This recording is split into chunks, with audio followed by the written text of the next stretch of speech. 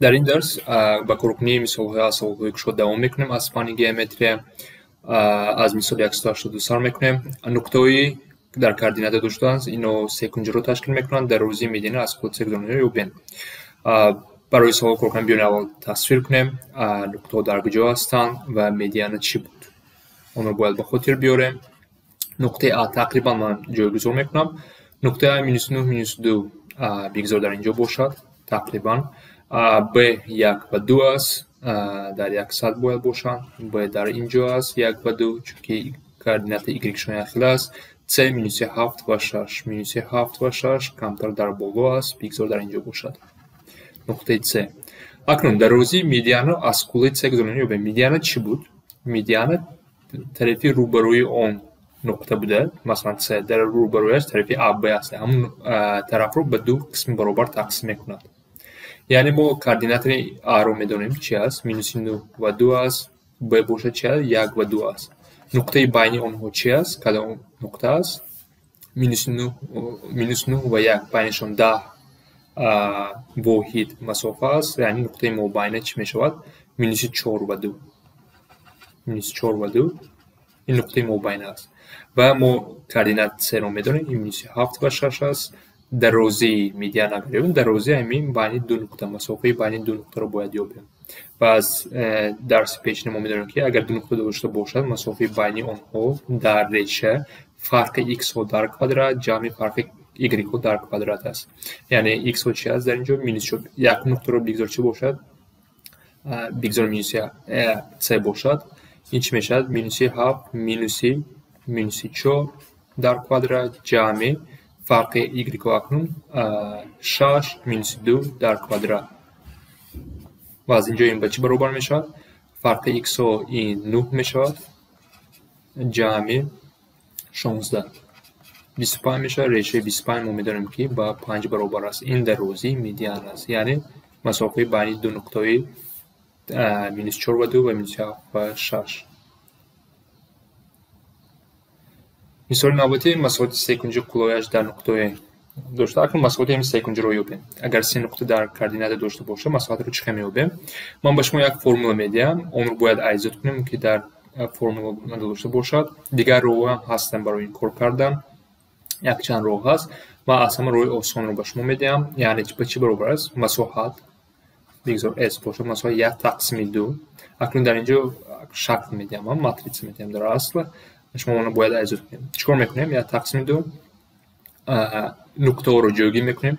x1 y1 x2 y2 x3 y3 و x1 و y1 با نقطه تکرار میشه. در اینجا کدام یک نقطه از دوم نقطه است فرق ندارد. کدامش که مهم همون میشود. و این رو چه کار میکنیم؟ اول به طرفی رو ضرب میکنیم. x1 y2 رو ضرب میکنیم. x2 y3 رو ضرب میکنیم. x3 و y1 رو ضرب میکنیم. همش رو جمع میکنیم. این عدد ها رو بعد به طرف چپ x2 y1 رو ضرب میکنیم. اینها رو ضرب میکنیم. اینها رو هم جمع میکنیم و در آخر از سرخ یعنی 1 تقسیم از سرخ کبود رو طرح میکنیم در بزرگی مطلق و این به شما مسائل میده. اینکه کمتر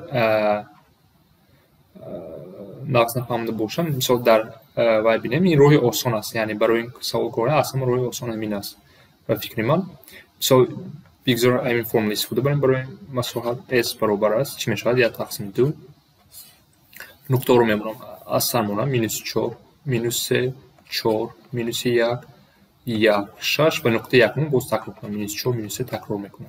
بعد چیکار میکنم؟ با طرف راست دیاگونال ها رو ضرب میکنم. 4 میشود. -4 -1 4 میشود. 4 ضرب 6 24 میشود. 1 ضرب -3 میشود. اینها رو جمع میکنم. سوم این جمع ها چی میشود؟ 25 میشود. اکنون همین کار رو به طرف چپ میکنم. -3 ضرب 4 -12 -1 ضرب 1 -1 میشود. 6 ضرب -24 میشود. -24 میشود و این رو اگر ما جمع کنیم به چی برابر میشود؟ -37 میشود. اکنون ما چی گفتیم؟ از طرف راست طرف چپ رو طرح میکنیم. 1 تقسیم 2 در بزرگی مطلق هم وقت باید مثبت باشد. 25 -37 میشود. این میشه 1 تقسیم برابر درونی بزرگی مطلق به چی برابر میشود؟ 72 نه 62 یک تقسیم ضرب شده برابر 31 می شود. جواب ما 31 است. دیگر روها چقدر است؟ به سیستم کاردینال اگر نقطه رو مونید درازی طرف رو یافته میتونید بعد فرمول گرام استفاده کنید. اگر سه طرف رو اگر درازش رو دونید مساحت رو یافته میتونید. یا اینکه شما میتونید پر کنید به چهارکنجه همون شکل رو بعد از چهارکنجه طرحی سه کنجه باقی مونده رو طرح میکنید. یعنی یک چند رو هست برای این کار اصلا روی آسون برای موقع ایجاد کنید. اگر این سوال بسیار بیاید همین فرمول استفاده بوده میتونید. مثال نوبتی در سه کنجه A B C داده شده است. بیاین تصویر کنیم. سه کنجه A B C تقریبا کشیده ایستادم. کنجه A C B بگذار خیلی باشد A B C کشم چون که این کنجه کشاده شد 120 داده شده است. بیاین A C B رو مونم. کنجه 120 گرادوس برابر است. A C B 3 برابر است. B C با 5 برابر است. در روزی طرفی A B رو یابیم. این رو باید ببینید. در اینجا برای کار کردن فرمول کوسینوس است از تریگونومتری. فرمول چی میگه؟ x کوادرات طرفی که روبروی کنجه است x کوادرات برابر به اگر از فرمول نویسم همچون فرمول a b کوادرات برابر a c کوادرات جمع b c کوادرات مینوس 2 ضرب a c ضرب b c فرمول همین است. ضرب کوسینوسی کنجه c. این برای همه طرف استفاده برده می شود.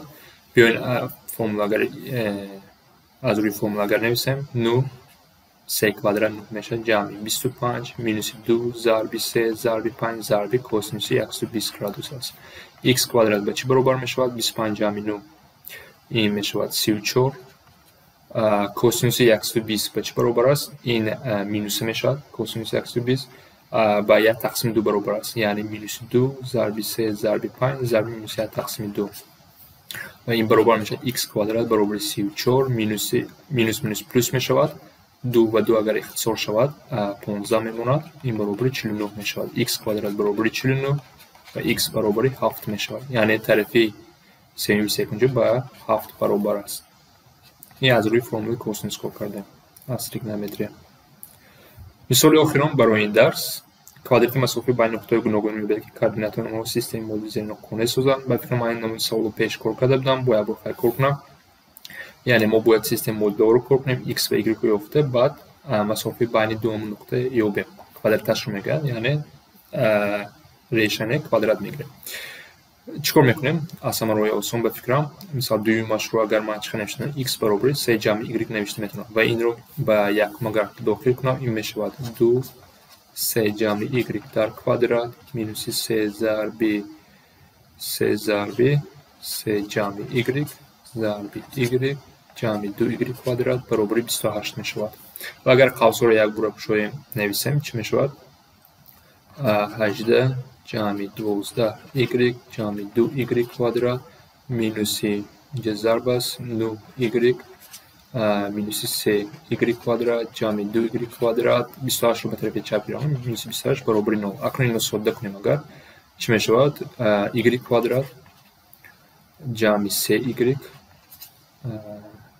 مینوس 10 برابر 9. این رو از روی فرمول کوادراتی کار کرده میتونید یا اینکه با قوس جدا کرده میتونید. y جمع 5 y مینوس 2 برابر 9 از اینجا y برابر مینوس 5 می شود و y برابر 2 می شود. اگر y مینوس 5 نقطه رو بیاین یابیم اگر y مینوس 5 باشه از روی دویم اگر استفاده کنیم x چند می شود؟ 2 می شود.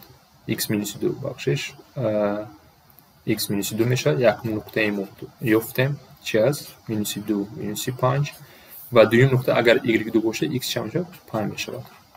دویم نقطه ما رو یافتیم 5 و 2. اکنون مسافه بین اینها رو باید یافتن چی بود؟ مسافه که در اینجا کوادرات گفته که یک ریشن دارم یعنی فرق x ها مینوس 2 مینوس 5 در کوادرات جمع فرق y ها در کوادرات مینوس 5 مینوس 2 در کوادرات این برابر می شود 7 مینوس 7 در 49 باز 49 و این برابر چند می شود؟ 98 و جواب ما 98 می شود.